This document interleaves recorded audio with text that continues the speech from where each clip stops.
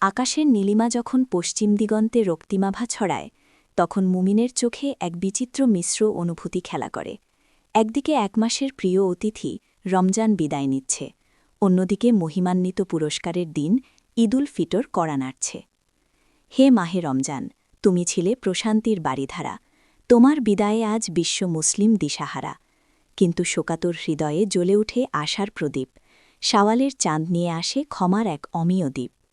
ঈদুল ফিতর মানেই হল রোজা ভঙ্গের উৎসব, কিন্তু এটি কেবল ভোজন বিলাস নয়, বরং এটি হল দীর্ঘ ১ মাস নফস বা কুপ্রবৃত্তির বিরুদ্ধে জিহাদ করে জয়ী হওয়ার আনন্দ। একে বলা হয় লাইলাতুল জায়েজা বা পুরস্কারের রাত। ঈদের নামাজের ফজিলাত সম্পর্কে আলোচনা করতে গেলে হৃদয়ে প্রশান্তি নেমে আসে। রাসূলুল্লাহ সাল্লাল্লাহু আলাইহি ওয়াসাল্লামের হাদিস অনুযায়ী এই দিনটি হল মাগফিরাতের চূড়ান্ত ঘোষণা। হাদিসে এসেছে, ঈদের দিন সকালে আল্লাহ তাআলা ফেরেশতাদের দুনিয়ার জমিনে পাঠিয়ে দেন।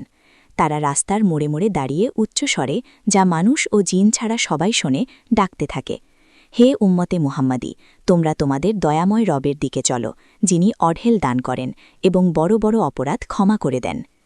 যখন বান্দারা ঈদগাহে সমবেত হয় তখন আল্লাহ তাআলা ফেরেশতাদের লক্ষ্য করে গর্বভরে বলেন, হে আমার ফেরেশতারা, যে শ্রমিক তার কাজ পূর্ণ করেছে তার বিনিময় কি হওয়া উচিত? ফেরেশতারা আরজ করেন, হে প্রতিপালক, তাকে পূর্ণ মজুরি দেয়া হোক। তখন আল্লাহ ঘোষণা করেন, আমি আমার এই বান্দাদের রোজা ও তারাবির বিনিময়ে নিজের সন্তুষ্টি ও ক্ষমা দান করলাম। তোমরা ফিরে যাও, তোমাদের গুনাহসমূহ ক্ষমা করে দেয়া হল। ঈদের নামাজ ২ রাকাত এবং এটি ওয়াজিব। সাধারণ নামাজের চেয়ে এখানে কিছু অতিরিক্ত নিয়ম রয়েছে। বিশেষ করে হানাফি মাযহাব অনুযায়ী ৬টি অতিরিক্ত তাকবীরের নিয়মটি নিচে বিস্তারিতভাবে আলোচনা করা হল। প্রথম রাকাত, রবের বরত্বের ঘোষণা। নিয়ত, মনে মনে এই সংকল্প করা যে আমি এই ইমামের পেছনে ঈদুল ফিতরের ২ রাকাত ওয়াজিব নামাজ ৬টি অতিরিক্ত তাকবীরের সাথে আদায় করছি। মুখে উচ্চারণ করা জরুরি নয়, অন্তরের ইচ্ছাই যথেষ্ট। তাকবীরে তাহরিমা, ইমাম সাহেব আল্লাহু আকবার বলে হাত বাঁধবেন, মুক্তাদিরাও তাই করবে। এরপর সুবহানাকা বা সানা পড়তে হবে। অতিরিক্ত ৩ তাকবীর, সানা পড়ার পর ইমাম সাহেব হাত তুলে ৩টি অতিরিক্ত তাকবীর দেবেন। প্রথম ও দ্বিতীয় তাকবীরে হাত কান পর্যন্ত উঠিয়ে ছেড়ে দিতে হবে। তৃতীয় তাকবীরে হাত কান পর্যন্ত উঠিয়ে হাত বাঁধতে হবে। সূরা পাঠ ও রুকু সেজদা। এরপর ইমাম সাহেব আউযুবিল্লাহ বিসমিল্লাহ পড়ে সূরা ফাতেহা ও অন্য একটি সূরা পড়বেন। এরপর সাধারণ নামাজের মতোই রুকু ও সেজদা পড়ে দ্বিতীয় রাকাতের জন্য দাঁড়াতে হবে। দ্বিতীয় রাকাত, বিনয়ের চরম শিখর। ১. সূরা পাঠ। দ্বিতীয় রাকাতে ইমাম সাহেব শুরুতেই সূরা ফাতেহা ও অন্য একটি সূরা পাঠ করবেন। ২. অতিরিক্ত ৩ তাকবীর। কিরাত শেষ করার পর রুকুতে যাওয়ার ঠিক আগে ইমাম সাহেব আরও ৩টি অতিরিক্ত তাকবীর দেবেন। এই ৩টি তাকবীরেই হাত কান পর্যন্ত উঠিয়ে ছেড়ে দিতে হবে, হাত বাঁধা যাবে না। ৩. রুকুতে গমন। চতুর্থবার যখন ইমাম সাহেব আল্লাহু আকবার বলবেন তখন হাত না উঠিয়ে সরাসরি রুকুতে চলে যেতে হবে। ৪. সমাপ্তি। এরপর সেজদা, আত্তাহিয়াতু, দরুদ ও দোয়া মাসুরা পড়ে সালাম ফেরানোর মাধ্যমে নামাজ শেষ হবে। ৪. ঈদের দিনের সুন্নাত ও আদবসমূহ। একটি সার্থক ঈদ উদযাপনের জন্য সুন্নাতগুলোর গুরুত্ব অপরিসীম। এগুলো পালন করলে সাধারণ উৎসবও ইবাদতে পরিণত হয়। ঈদের নামাজের আগে সুন্দরভাবে গোসল করা সুন্নাত। দাঁত পরিষ্কার করা ও সুগন্ধি ব্যবহার করা। উত্তম পোশাক, সাধ্য অনুযায়ী নতুন বা সবচেয়ে পরিষ্কার পোশাক পরা। মিষ্টিমুখ, নামাজে যাওয়ার আগে বেজোড় সংখ্যক খেজুর বা মিষ্টি কিছু খাওয়া। সাদাকাতুল ফিতর, নামাজের আগে দরিদ্রদের হক, ফিতরা বুঝিয়ে দেওয়া। হেঁটে যাওয়া, সম্ভব হলে ঈদগাহে পায়ে হেঁটে যাওয়া। পথ পরিবর্তন, যে পথে ঈদগাহে যাবেন ফেরার সময় অন্য পথে ফেরা। তাকবীর পাঠ, নিম্নোক্ত তাকবীরটি চলতে ফিরতে নিচু স্বরে পড়তে হবে। তাকবীর, আল্লাহু আকবার, আল্লাহু আকবার, লা ইলাহা ইল্লাল্লাহু ওয়াল্লাহু আকবার, আল্লাহু আকবার ওয়ালিল্লাহিল হামদ। ৫. খুতবার গুরুত্ব, এক নীরব ইবাদত। ঈদের নামাজের পর ইমাম সাহেব ২টি খুতবা প্রদান করেন। জুমার খুতবা শোনা যেমন ওয়াজিব, ঈদের খুতবা শোনাও তেমনই অত্যন্ত গুরুত্বপূর্ণ। খুতবা চলাকালীন কোনো কথা বলা, দোয়া করা বা একে অপরের সাথে কোলাকুলি করা উচিত নয়। মনোযোগ দিয়ে খুতবা শোনার মাধ্যমে রমজানের শেষ শিক্ষাটুকু অন্তরে গেঁথে নিতে হয়। ঈদুল ফিতরের প্রচলন কেবল একটি উৎসব হিসেবে হয়নি, এটি ছিল একটি ঐতিহাসিক পরিবর্তনের সূচনা। হিজরি ২য় সনে যখন মুসলমানরা বদরের যুদ্ধে বিজয় লাভ করেন, সেই বছরই প্রথম ঈদুল ফিতর উদযাপিত হয়।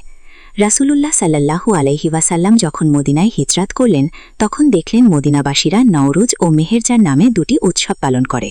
সেখানে গান বাজনা, মদ আর অশ্লীলতার ছড়াছড়ি ছিল। মহানবী সাল্লাল্লাহু আলাইহি ওয়াসাল্লাম ঘোষণা করলেন, আল্লাহ তাআলা তোমাদের এই 2 দিনের পরিবর্তে এর চেয়েও উত্তম ও পবিত্র 2টি দিন দান করেছেন, তা হল ঈদুল ফিতর ও ঈদুল আজহা। আবু দাউদ। ঈদুল ফিতর ফিতরা, গরিবের হাসি। ঈদের নামাজের পূর্ণতা আসে ফিতরা আদায়ের মাধ্যমে। এটি কেন দেওয়া হয়? এর 2টি প্রধান উদ্দেশ্য আছে। 1. রমজানের রোজার মধ্যে আমাদের অজান্তে যেসব ভুল ত্রুটি বা অনর্থক কথাবার্তা হয়ে গেছে তার ক্ষতিপূরণ হিসাবে। 2. ঈদের দিন যেন কোনো গরিব মানুষ অনাহারে না থাকে, তাদের মুখে খাবার তুলে দেওয়া। ফিতরার পরিমাণ ও সময় কার ওপর ওয়াজিব? যে মুসলমানের কাছে ঈদের দিন ও রাতে নিজের ও পরিবারের প্রয়োজনীয় খাবারের অতিরিক্ত নিসাব পরিমাণ সম্পদ 52.5 তোলা রূপার সমমূল্য থাকে, তার ওপর ফিতরা ওয়াজিব। কখন দেবেন? ঈদের নামাজের উদ্দেশ্যে বের হবার আগেই ফিতরা দিয়ে দেওয়া সর্বোত্তম, তবে রমজান চলাকালীন দিলেও আদায় হয়ে যাবে। কাকে দেবেন? যারা জাকাত পাওয়ার যোগ্য তারাই ফিতরা পাওয়ার যোগ্য, যেমন মিসকিন, এতিম ও অতি দরিদ্র। ঈদের নামাজের মহাকাব্যিক নিয়ম, গভীর বিশ্লেষণ। আমরা আগে নিয়মগুলো সংক্ষেপে দেখেছি, এবার আসুন এর ভেতরে সূক্ষ্ম বিষয়গুলো আলোচনা করি, যা অনেক সময় সাধারণ মুসল্লিদের মনে খটকা সৃষ্টি করে। যদি অতিরিক্ত তাকবীর ছুটে যায়, ভুলবশত যদি ইমাম সাহেব অতিরিক্ত তাকবীর দিতে ভুলে যান এবং রুকুতে চলে যান, তবে ইমামের অনুসরণে রুকু করে নিতে হবে। এক্ষেত্রে সাহু সেজদা দিলেই নামাজ হয়ে যাবে। আবার যদি কেউ দেরিতে জামাতে শরিক হয় এবং দেখে ইমাম সাহেব তাকবীর শেষ করে কিরাত, সূরা পড়ছেন, তবে সে নিয়ত বাঁধার পর দাঁড়িয়েই মনে মনে অতিরিক্ত 3 তাকবীর বলে নেবে। ঈদের নামাজ কি কাজা করা যায়? জুমার নামাজের মতো ঈদের নামাজেরও কোনো কাজা নেই। যদি কোনো কারণে জামাত ছুটে যায়, তবে একাকী ঈদের নামাজ পড়ার বিধান নেই, তবে সম্ভব হলে অন্য কোনো জামাতে শরিক হওয়া যেতে পারে। তবে কেউ যদি ইচ্ছে করে জামাত মিস করে, সে বড় সওয়াব থেকে বঞ্চিত হবে। ঈদের নামাজের নারীদের। রাসূলুল্লাহ সাল্লাল্লাহু আলাইহি ওয়াসাল্লামের যুগে নারীরাও পর্দার সাথে ঈদগাহে যেতেন। বর্তমানে যদি উপযুক্ত পর্দার ব্যবস্থা ও নিরাপত্তা থাকে, তবে নারীরাও নির্দিষ্ট স্থানে ঈদের নামাজে অংশ নিতে পারেন, অন্যথায় তারা ঘরে বসে নফল ইবাদত ও শুকরিয়া আদায় করবেন। ঈদের নামাজ শেষে যখন ইমাম সাহেব খুতবা শেষ করেন, তখন মুমিনের হৃদয়ে এক বিশেষ ব্যাকুলতা তৈরি হয়। এই মুহূর্তটি হল কবুলিয়াতের মুহূর্ত। দীর্ঘ 1 মাসের কৃষ্ঠা সাধন আর ঈদের দিনের পবিত্র ইবাদত শেষে আল্লাহর দরবারে হাত তোলার গুরুত্ব অপরিসীম। আরশের নিচে কবুলিয়াতের ঘোষণা। হাদিসে এসেছে, ঈদের নামাজের পর যখন বান্দা চোখের পানি ফেলে মোনাজাত করে, তখন আল্লাহ তাআলা ফেরেশতাদের সাক্ষী রেখে বলেন, হে আমার বান্দারা, তোমরা আমার কাছে যা চেয়েছ আমি তা কবুল করলাম। এই দোয়া কেবল নিজের জন্য নয়, বরং মৃত আত্মীয় স্বজন, দেশ ও দেশের কল্যাণের জন্য। মোনাজাতের আদব ও মহিমা। মোনাজাতে বসার সময় বিনয় ও নম্রতা বজায় রাখা জরুরি। রমজানে যে গুনাহগুলো থেকে আমরা তওবা করেছি, ঈদের মোনাজাতে সেই তওবার ওপর অটল থাকার শক্তি চাইতে হয়। এটি হল প্রকৃত বিজয়। ঈদুল ফিতর আমাদের বিদায় জানায়, কিন্তু রমজানের শিক্ষা আমাদের সাথে সারা বছর থাকার কথা। 1. তাকওয়া বা ক্ষুধাভীতি। রমজানে আমরা যেমন লোকচক্ষুর অন্তরালে পানাহার করিনি আল্লাহর ভয়ে, বাকি 11 মাসও যেন অন্যায় কাজ থেকে বিরত থাকি, এটি হল তাকওয়ার শিক্ষা। 2. ধৈর্য ও সহমর্মিতা। ক্ষুধা ও তৃষ্ণা আমাদের শিখিয়েছে দরিদ্র মানুষের কষ্ট কেমন হয়। ঈদ আমাদের সেই সহমর্মিতাকে বাস্তবে রূপ দেওয়ার সুযোগ দেয়। যারা সারা বছর অভুক্ত থাকে, তাদের পাশে দাঁড়ানোই হল সিয়ামের সার্থকতা। 3. ধারাবাহিকতা। রমজান শেষ হওয়ার মানে ইবাদত শেষ হওয়া নয়। শাওয়াল মাসের 6টি নফল রোজা রাখার মাধ্যমে এই ইবাদতের ধারাবাহিকতা বজায় রাখা সুন্নাত। 10ম খণ্ড, উপসংহার ও মহাকাব্যিক সমাপনী। ঈদুল ফিতর আমাদের জীবনে প্রশান্তি ও ঐক্যের বার্তা নিয়ে আসে। এটি কেবল নতুন জামা বা ভালো খাবারের দিন নয়, বরং এটি হল আত্মশুদ্ধির সার্টিফিকেট পাওয়ার দিন। মহান আল্লাহ আমাদের জীবনের প্রতিটি ঈদকে যেন জান্নাতের সুসংবাদ হিসেবে কবুল করেন। শাওয়ালের চাঁদ হাসে মমতার টানে, খুশির জোয়ার জাগে মুমিনের প্রাণে। রমজানের শিক্ষা রবে সারাটি বছর, প্রভুর রাহে চলব মোরা চিরকাল অমর। বিদায় বেলায় দাও গো খুদা ক্ষমারই সওগাত, মঞ্জুর করো মোদের এই নোনা জলের মোনাজাত।